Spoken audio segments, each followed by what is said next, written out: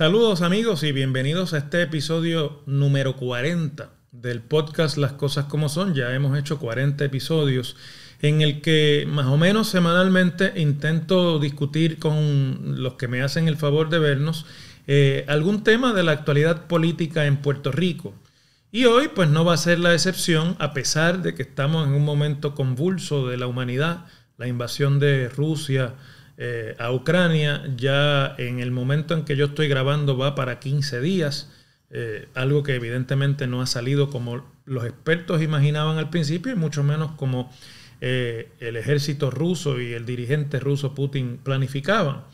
Lo cual además ha generado inclusive hasta un acercamiento diplomático y posiblemente comercial entre gobiernos que hasta hace un mes era imprevisible que se acercaran, como el de los Estados Unidos y Venezuela, que generará evidentemente cambios geopolíticos en nuestro hemisferio. Pero hoy voy a dedicarme a un tema que un poco es continuación del que ya hice en el último episodio, en el que hablábamos de la posibilidad de alianzas entre varios partidos políticos para la elección de 2024. Hoy voy a hablar un poco del camino que está recorriendo y las señales que está dando el partido principal de la oposición en Puerto Rico, aunque es el partido que controla la Asamblea Legislativa, aunque precariamente, y es el más antiguo de los partidos políticos que existen en Puerto Rico, el Partido Popular Democrático. En Puerto Rico, y quiero hacer este trasfondo histórico, la historia de los partidos políticos es un tanto tardía para lo que fue en el resto de América, porque siendo Puerto Rico uno de los últimos enclaves coloniales de España en el Nuevo Mundo junto con Cuba, la organización de partidos políticos no estuvo autorizada en España hasta la Constitución que se aprobó en el año 1869. Y entonces fue cuando en España y en sus colonias, las que quedaban en el mundo, se pudieron organizar legalmente partidos políticos. Eso ocurrió en Puerto Rico al año siguiente, de 1870, es decir, hace 152 años ya, que se fundó el primer partido político en Puerto Rico, que se llamó el Partido Liberal Reformista. Y al año siguiente se organizó el otro partido político que se llamó el Partido Incondicional Español, de los cuales descienden prácticamente los partidos políticos de nuestros días. De hecho, el Partido Liberal Reformista luego cambió su nombre en la década de los 80 del siglo XIX a Partido Autonomista Puertorriqueño y una vez se convirtió en Partido Autonomista Puertorriqueño bajo el liderazgo de Román Valdoriotti de Castro, una figura histórica que ya ha sido olvidada. Cuando Valdoriotti muere, el liderato del Partido Liberal lo asume Luis Muñoz Rivera. Ya Valdoriotti había cambiado el nombre del partido de Liberal Reformista a Partido Autonomista. Pero cuando Muñoz Rivera, que es el padre de Luis Muñoz Marín, asume el liderato del partido en 1889,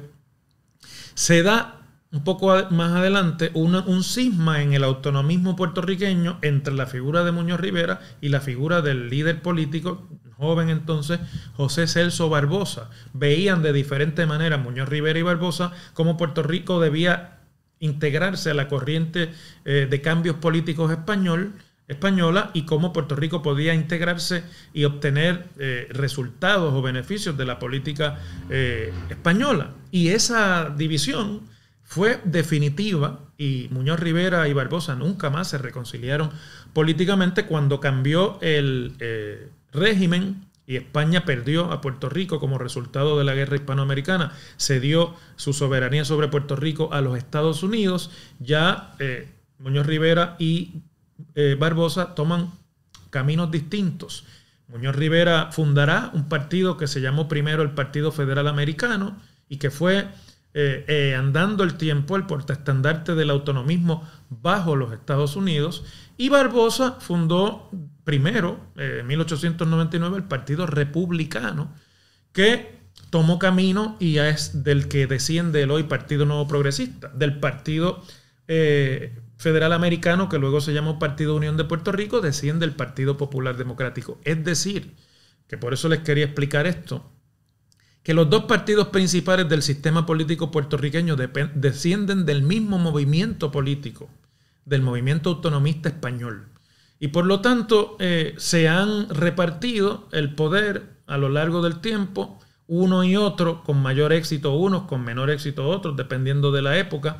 a lo largo de todos estos 152 años de partidos políticos en Puerto Rico, en que Puerto Rico ha sido siempre un sistema bipartidista.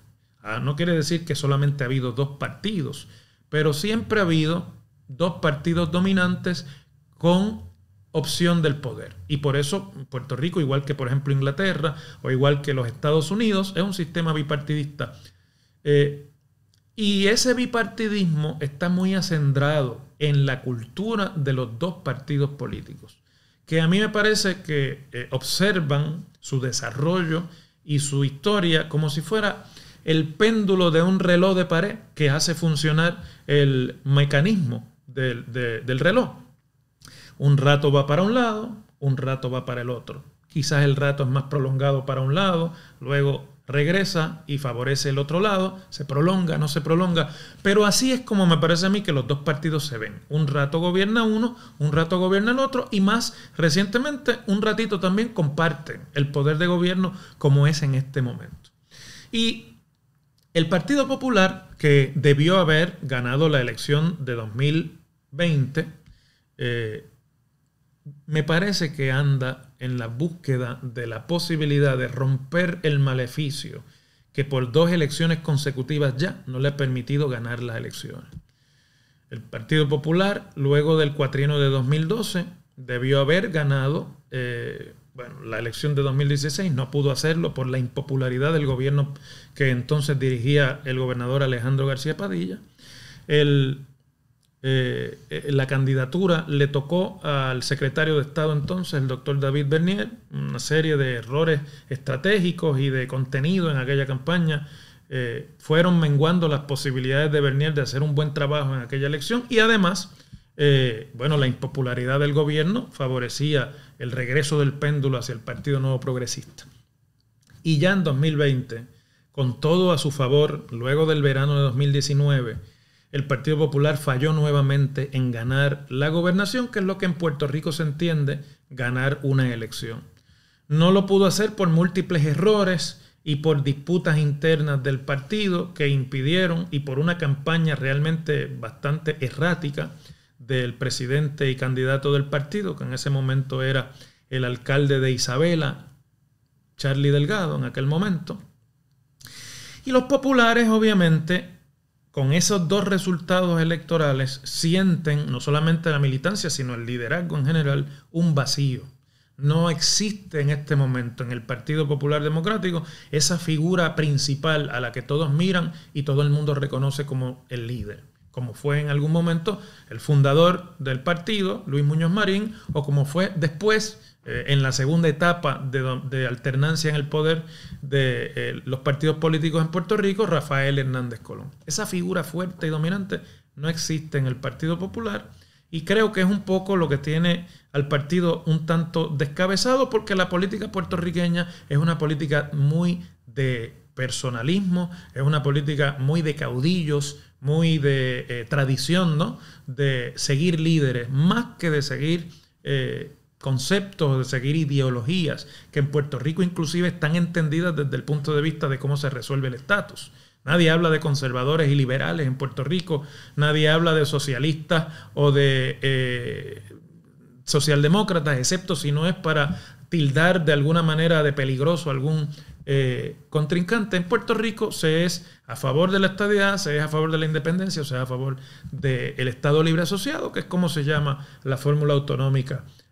en tiempos contemporáneos. Y ese espacio de poder se manifiesta de vacío de poder, debo decir, se manifiesta de muchas maneras. Primero, los desacuerdos entre el liderato, la incapacidad que ha habido en lo que va de este cuatrienio de lograr unas posturas unitarias y de reformar algunas de las instituciones o de las estructuras internas del partido, que evidentemente, siendo el partido más antiguo, con más de 80 años, necesitan reforma y no ha sido posible. Se ha tardado demasiado el Partido Popular en reformarse o en reinventarse. Y Eso ha producido, a lo largo de las últimas 2 derrotas electorales, una sangría de electores que, o porque no son seducidos por el mensaje del partido, especialmente electores jóvenes, o porque no encuentran ya esperanza en las propuestas de sus líderes, han ido emigrando hacia nuevos partidos, como por ejemplo es Movimiento Victoria Ciudadana o como por ejemplo es el Proyecto Dignidad. Ambos partidos se están nutriendo de seguidores desafectos de los 2 partidos principales, pero con mayor importancia o con mayor, evidentemente, discúlpenme, del Partido Popular Democrático. Entonces, bueno, en ese ambiente en el que todos los seguidores del Partido Popular se preguntan, bueno, ¿qué será del Partido Popular? ¿Podrá ganar el Partido Popular una elección en el futuro? ¿Tendrá opción para ganar el Partido Popular la elección de 2024 ante el fraccionamiento del espectro electoral en Puerto Rico y el surgimiento de nuevos partidos y de nuevos líderes, inclusive con mucha preponderancia de la mujer? Bueno, está todo el mundo entonces buscando dentro del partido un golpe de suerte o una visibilidad suficiente como para que alguien identifique, un grupo identifique como tal a esos líderes. Lo hemos visto, por ejemplo, y lo hemos discutido aquí en este podcast, en las propuestas que hizo hace ya unos meses el presidente de la Cámara de Representantes, Rafael Tatito Hernández, sobre cómo reformar el Partido Popular. Proponía que se separara la presidencia de la candidatura, proponía que se tratara el tema del estatus sin tomar bando. Yo creo que reconociendo que en el tema del estatus el Partido Popular tiene mucho que perder en vez de que ganar ante las circunstancias contemporáneas y sobre todo en este momento que vive la humanidad. Proponía otra serie de cosas que, pues, precisamente por estar marcadas dentro de esa competencia no tuvieron tanta atención. Por el otro lado está el presidente del Senado, que es presidente del partido, tratando de que no se le vea como una figura de transición, sino como una figura de experiencia y liderazgo que puede encabezar el partido eventualmente, que ha hecho unas propuestas un poco más en la línea de que no hay que hacer mucho cambio y de que las cosas están bien como están y que el estatus político todavía, que el Partido Popular ha defendido siempre, tiene vigencia en Puerto Rico, y eso me parece que tiene mucho que ver con lo que es la militancia más entusiasta, eso que llaman el corazón del rollo, pero cada vez menos que ver con el resto de los electores que va a necesitar el Partido Popular y que antes, es bien importante explicarlo, no tenía otra opción que votar por el Partido Popular si querían derrotar al Partido Nuevo Progresista y el empuje de la anexión a Estados Unidos que ellos defienden, de lo que aquí llamamos la estadidad. Pero ahora, existiendo nuevas opciones partidistas, muchos de esos que antes no tenían otra que votar por el Partido Popular no pueden irse a otras tiendas políticas que han demostrado mucho éxito, sobre todo en la elección de 2020, aunque ninguna de ellas logró el poder. En este contexto se ha producido una recomendación del representante Jesús Manuel Ortiz, que es el segundo en votos del Partido Popular en la Cámara en la elección de 2020, en la que hizo, acompañado de una serie de personas que están de acuerdo con su propuesta o que respaldan su liderato, y que incluyó a varios miembros de la Cámara de Representantes, como por ejemplo el representante Héctor Ferrer Hijo, que es el que más votos sacó, Eladio Cardona, que es de San Sebastián, Sol Higgins de Humacao, Estrella Martínez y Ángel Tito Furquet de Ponce, Jessy Cortés de Aguada, Cheito Rivera Madera de Guayanilla, Kevin Maldonado de Cabo Rojo, Jorge Alfredo Rivera, Orlando Aponte, que es de Barranquitas, y Domingo Torres, que es de Juana Díaz. Y que me parece que no es que haya un cisma de liderazgo entre los miembros de la Cámara de Representantes del Partido Popular, que son mayoría, donde único el Partido Popular es mayoría en la legislatura, pero sí hay avidez de nuevas propuestas.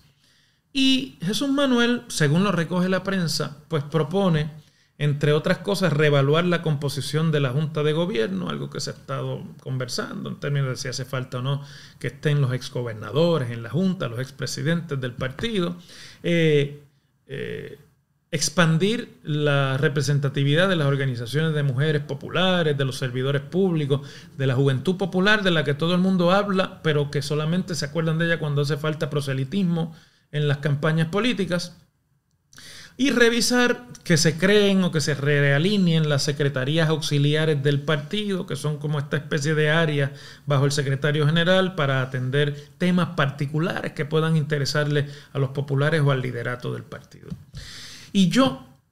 que tengo aprecio por Jesús Manuel y creo que lo hace genuinamente y no puedo identificar en él mala fe, todo el mundo sabe que tiene ambiciones políticas más allá de ser un mero representante de la Cámara,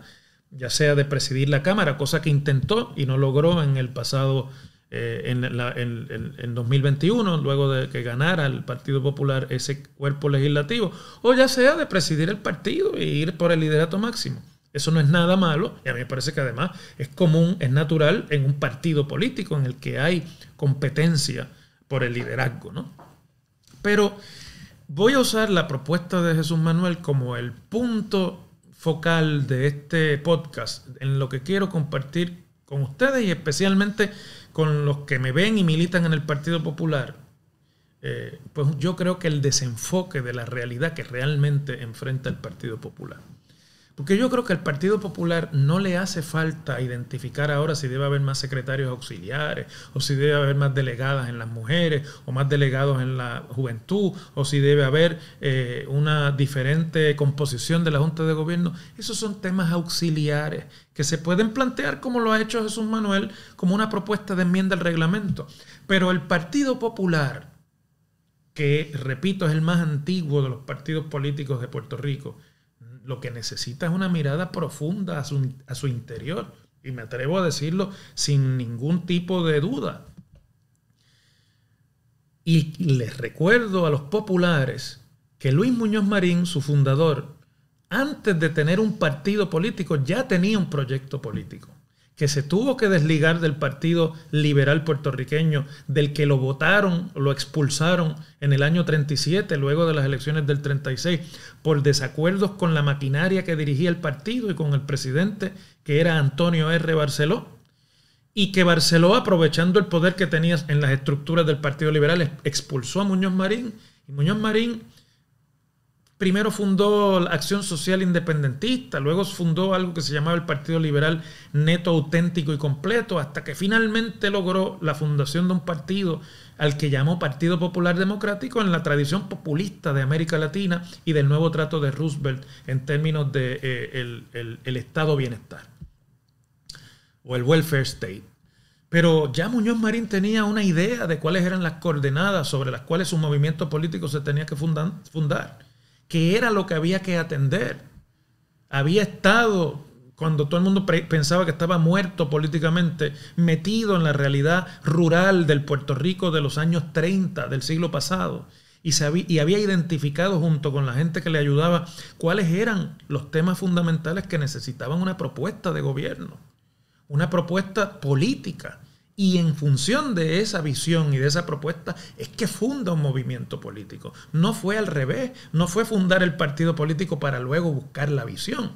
Y el Partido Popular está en esa encrucijada nuevamente porque la realidad sobre la cual se fundamentó su estructura y su historia ha colapsado en muchos sentidos. Es decir, cosas tan sencillas como darle contenido en el siglo XXI al lema de ese partido, pan, tierra y libertad. Que no estoy diciendo que lo deben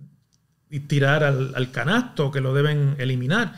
No, eso es un símbolo importante y los partidos y los movimientos políticos también se nutren de sus símbolos. Y además lo que tienen es el reto de darle contenido a ese simbolismo. No simplemente recordar con alguna nostalgia el pasado, los que lo puedan recordar o los que les contaron que el pasado siempre fue mejor, o ver videos o ver películas. No. Pan, tierra y libertad. ¿Qué significan en el siglo XXI? En los años 30 sabemos lo que era. Había gente que sufrían hambruna por la depresión y luego por la escasez de la guerra. Y en aquel momento había quien, y luego también porque habíamos pasado por huracanes que habían arrasado la agricultura de la que Puerto Rico dependía y se alimentaba.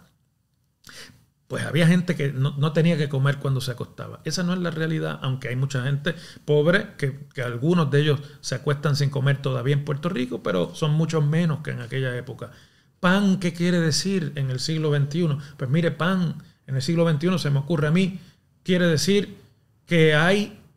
mucha carencia de lo que le puede ayudar a un puertorriqueño a conseguir un buen trabajo, a tener en Puerto Rico el ambiente económico necesario para generar empleo, para crear riqueza en Puerto Rico, para que haya productividad en Puerto Rico, para que podamos llevar el pan a la mesa, como todo ser humano aspira. Tierra. La tierra en aquel momento en que se fundó el partido estaba acaparada por las grandes corporaciones azucareras y estaba la situación de los agregados del campo que eran expulsados de sus tierras por los grandes latifundios de caña y hacendados de café y necesitaban una tierra, un pedazo de tierra donde vivir y donde echar para adelante a su familia. Esa quizás no es la situación de hoy día. Mucha más gente tiene hogar propio después de tantos años en Puerto Rico y en gran parte de lo que hizo el gobierno del Partido Popular. Pero tierra quiere decir en 2021 el acceso a los recursos naturales, la negación del disfrute de la tierra en Puerto Rico para todos los puertorriqueños, el planteamiento que muchos hacen hoy día de que se está acaparando la tierra en momentos de debilidad económica para Puerto Rico por grandes inversionistas del extranjero y que eventualmente no tendremos acceso a esa tierra, o inclusive el mal uso de los terrenos, que se están inutilizando grandes extensiones de tierra con una obsesión que tenemos de vivir como si fuéramos un continente y estamos destruyendo nuestros recursos naturales. Y la libertad, que en aquel momento significaba la visión independentista de un partido que se fundó para defender la independencia de los Estados Unidos por Muñoz Marín, que luego cambió de opinión, hoy día tiene mucho menos nostalgia de lo que tenía para los populares de entonces la cuestión de la independencia. Pero la libertad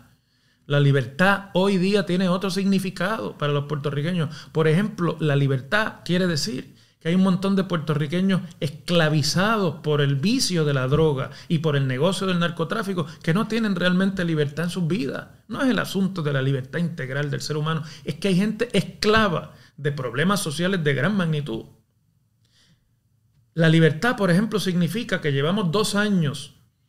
haciéndole daño a nuestras juventudes porque no hemos podido constituir un sistema educativo que haya podido hacer su trabajo durante la pandemia o hacer su trabajo durante los terremotos que asolaron la región sur de la isla.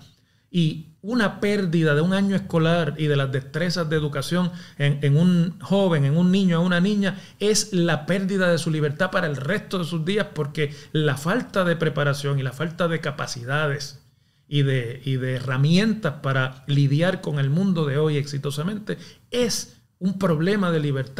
la libertad que esos individuos van a poder disfrutar en el futuro.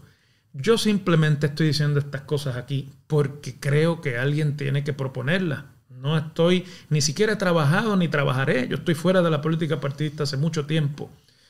y seguiré estando fuera de ella. Seguiré conversando con ustedes sobre la política y analizándola, pero creo que alguien tiene que decirle al Partido Popular cuál es su realidad y cuáles son las respuestas que los puertorriqueños del siglo XXI esperan de ese partido más antiguo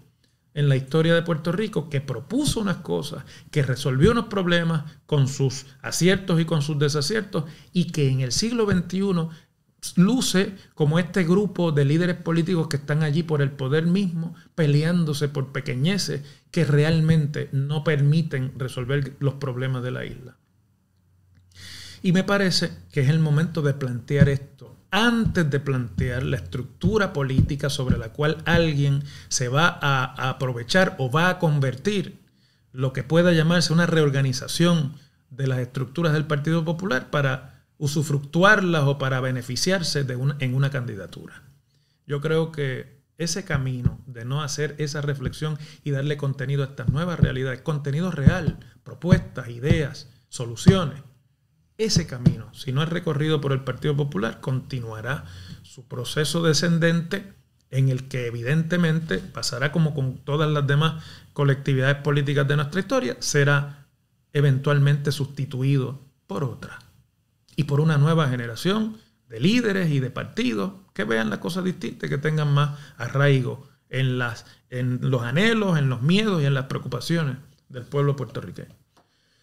Les agradezco como siempre la atención a este podcast y espero no solamente que los populares reflexionen, sino que los demás partidos también, que ya les llegará el momento de que los analicemos también desde el punto de vista existencial en un próximo episodio de Las Cosas como Son.